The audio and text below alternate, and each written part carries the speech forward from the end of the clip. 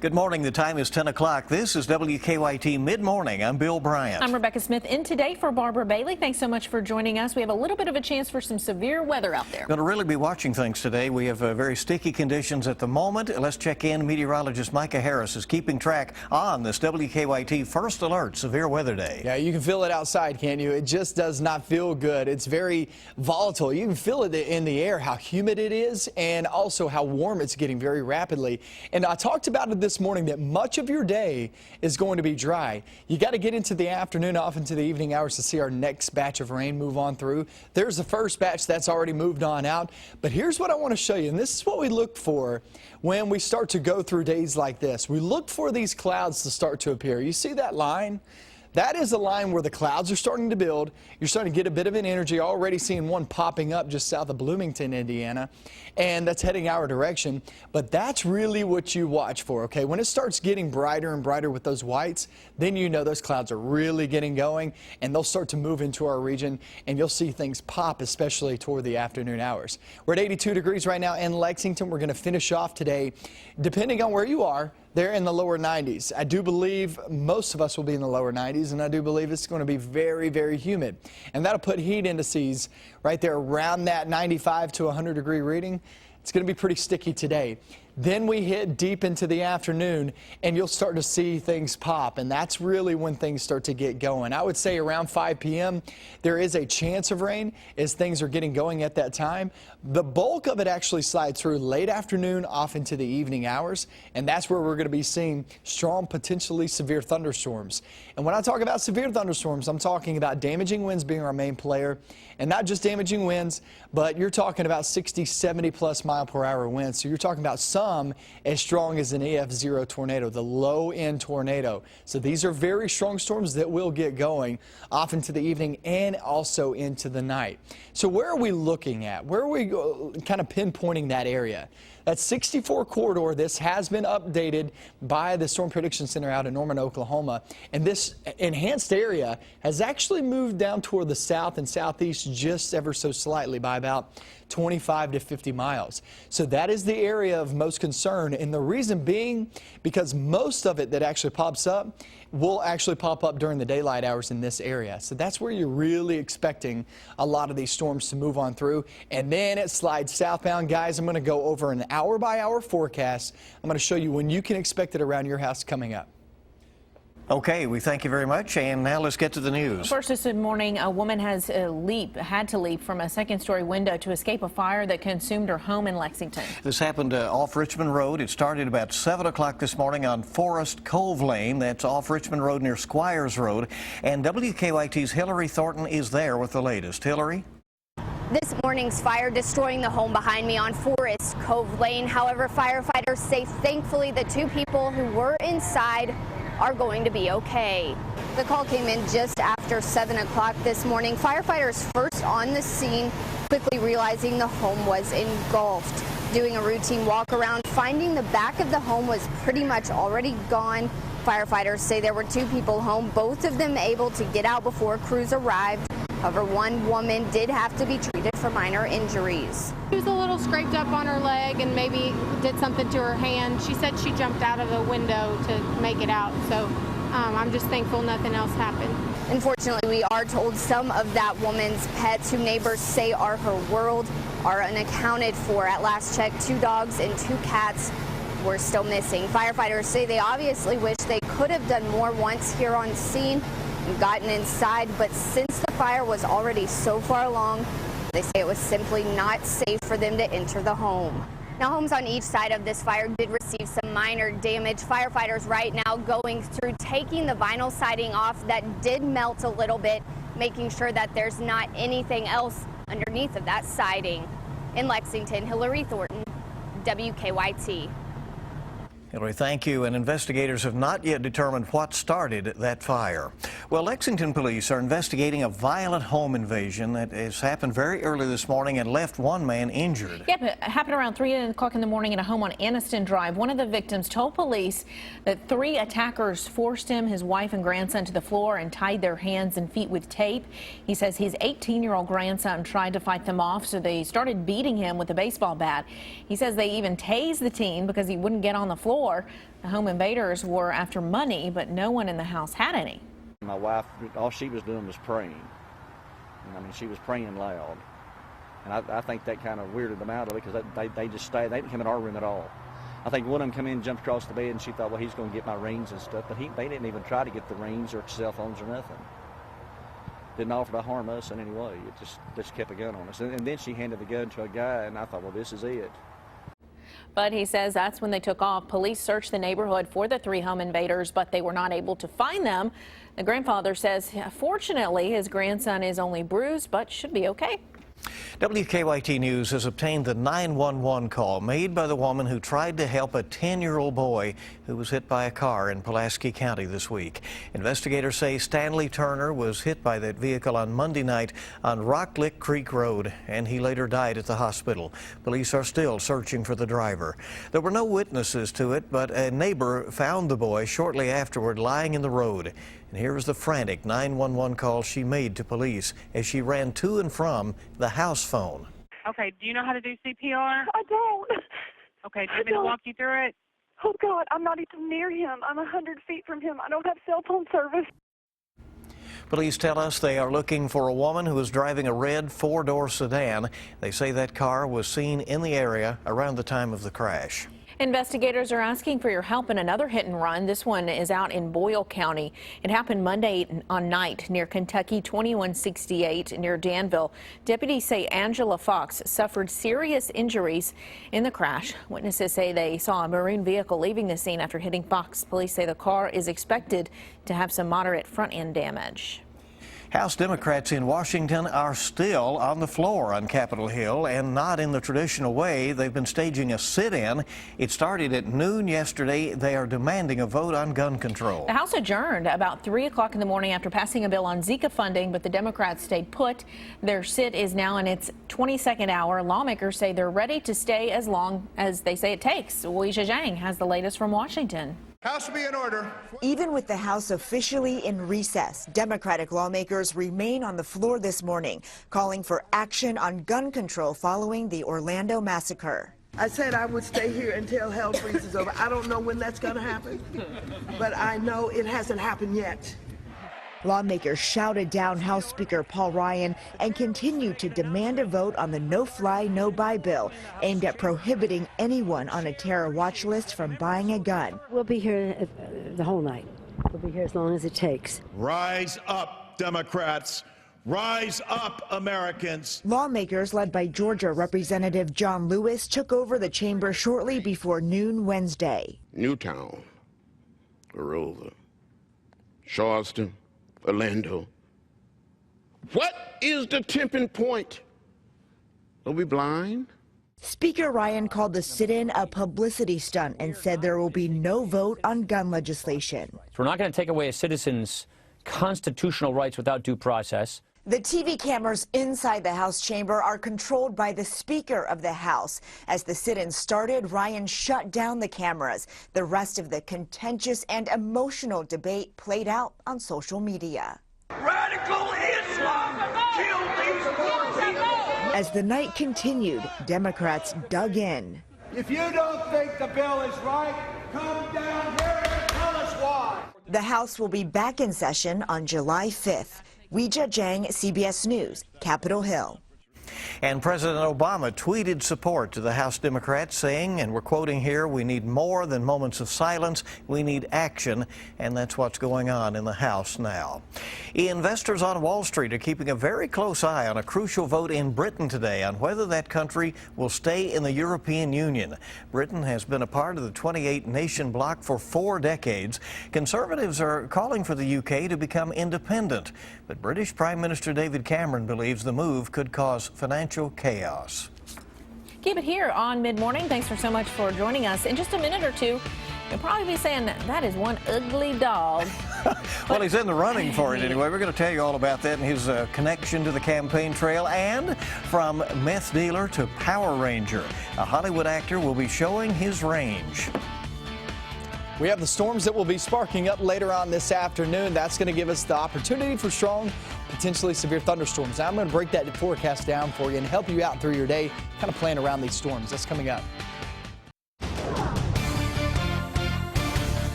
We are looking at that first alert severe weather day with those strong to severe thunderstorms later on this afternoon and evening. Still looking at those clouds building over toward our east or west rather, and they're heading our direction. So watch them continue to build, and then once they finally hit the heating of the day, they'll just absolutely explode into the atmosphere. And here comes those thunderstorms rolling on through. Temperatures are there in the lower 80s at this moment. If it stopped today, it would still be a muggy day. But we still have plenty more hours of heating to go. We're going to get into the afternoon right there in the low to mid 90s. It's going to be a steamy day in store. For the most part, much of your day is going to be dry, but anywhere from 3 p.m. to about 6 p.m., that's when you can see some of these storms pop up, and then they'll start to roll across the region through the evening and off into the night. I would say the last storms are actually right around midnight to about 2 a.m. in the far southern half of our viewing area. So then they'll push on out of here, and we'll be left with a much better looking day for tomorrow and off into your weekend. So here's your severe threat.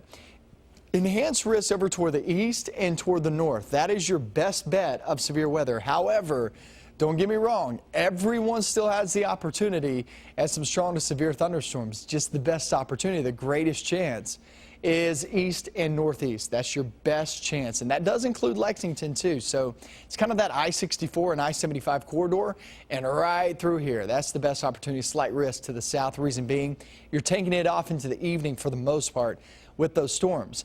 Now, that doesn't mean that you're not going to have the chance of storms before that time, but it just shows that the severe part of it looks like the better opportunity is going to be at that evening time down toward the south and southeast. I've updated the severe timing graphic for you guys, and here's the breakdown of it. 3 to 5 p.m., kind of right along that 64 corridor northbound.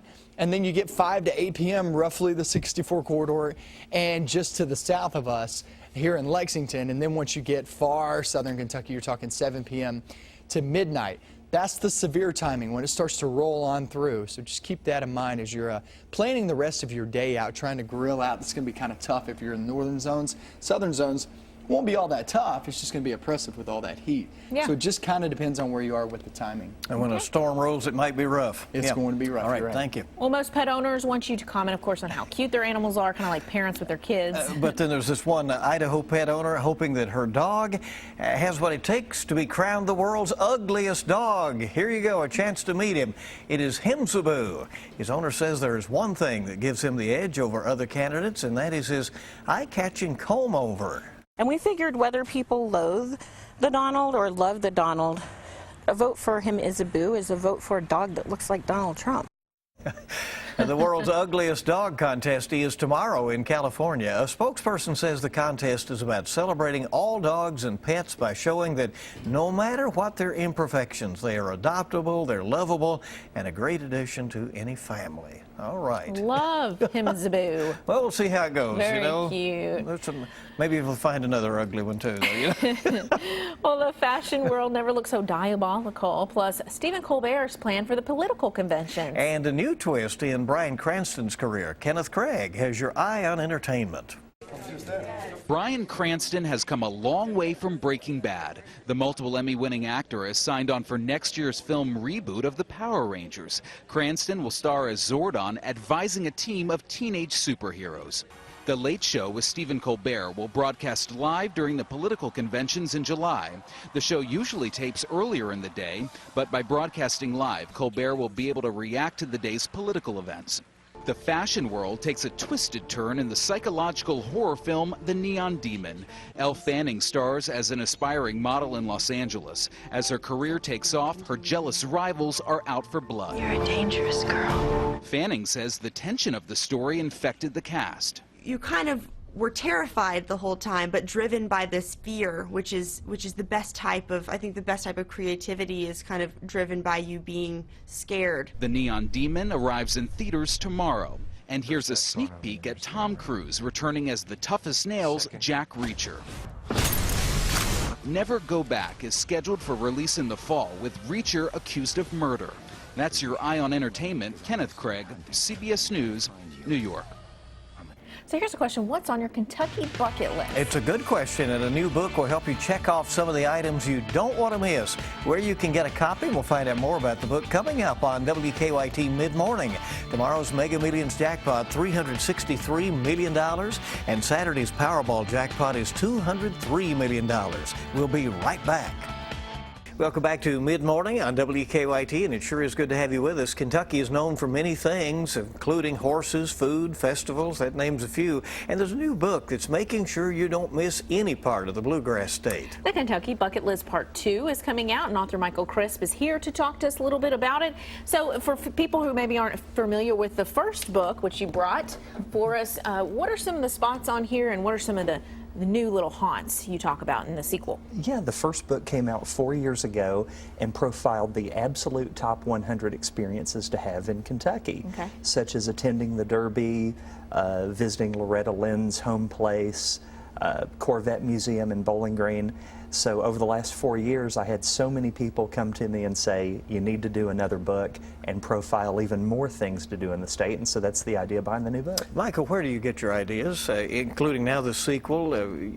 How do you determine what would be an experience that every Kentuckian should have? I get a lot of emails from people around the Commonwealth that are continually suggesting unique, offbeat experiences that should be a part of every Kentuckian's natural experiences here in the state.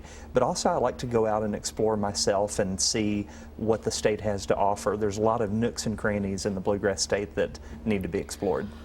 As a native Kentuckian, I mean, what's one of the most inspiring maybe haunts you've visited that you know, surprised you?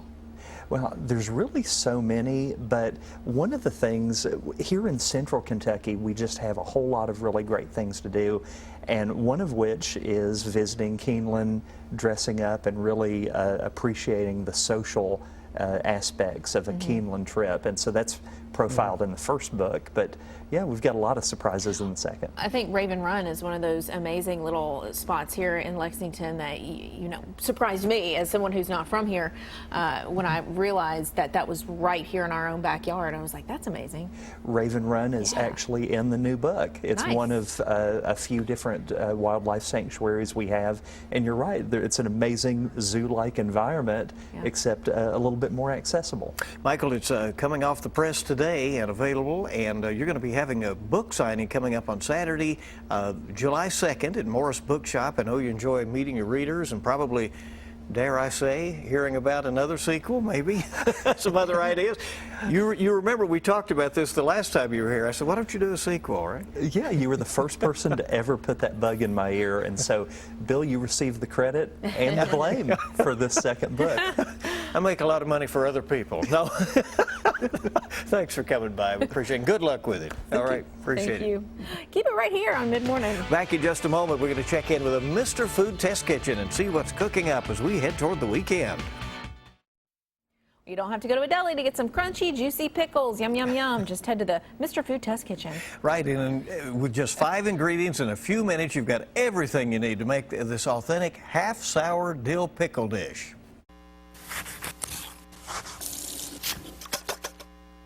Have you ever been at the market or stopped by a roadside stand and noticed what looks like mini cucumbers? You know, the ones that are about 2 to 3 inches long and the skin is a bit paler than regular cukes? If you have, those are commonly known as Kirby's or pickling cukes. Now, we're seeing more and more of them as they come into their peak season. So let me show you what you can do with them. We can use them like any other cucumbers in our salads, but where they really stand out is when we pickle them. And no, we don't need any special equipment. All we do is combine some water, white vinegar, a touch of sugar, and salt, and bring it to a boil. Once the sugar dissolves, we pour this over some Kirby's that we cut in half, along with some fresh garlic and dill. And as you can see, we made these right in canning jars, but you could also make them in a basic glass bowl. Maybe throw in a few jalapeno slices to make them spicier if you want. Let me tell you, These are way better than any store-bought pickles since they're made with TLC. And whether you serve them with your grill favorites or just sneak one out of the fridge, you can't go wrong. So don't dilly-dally. Go online and get the recipe for our half-sour dill pickles, so you'll have it on hand the next time you pick some of these up. I'm Howard in the Mr. Food Test Kitchen, where today we found a crispy and juicy way for you to say, "Ooh, it's so good."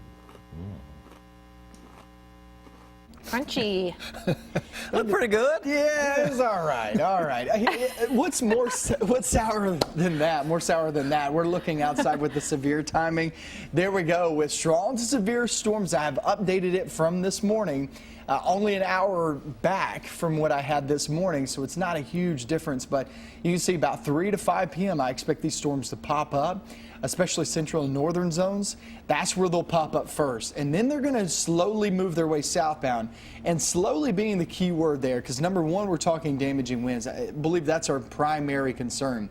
But number two, when they're slow movers and you get one after another, well, that could lead to some flooding. So that's going to be the main concern too. So two things to really worry about: damaging winds and also some flash flooding. Once that moves on out, once we get closer to midnight to about 2 a.m. in the far southern half, then it looks pretty good there for Friday and into the weekend. Oh, that's all right. We were talking about how you could just get a huge downpour one place and a couple of miles away, not as much. Yeah. So that's the kind of thing we're dealing with. Thank you for joining us. We'll have all the latest for you on WKYT News at 9.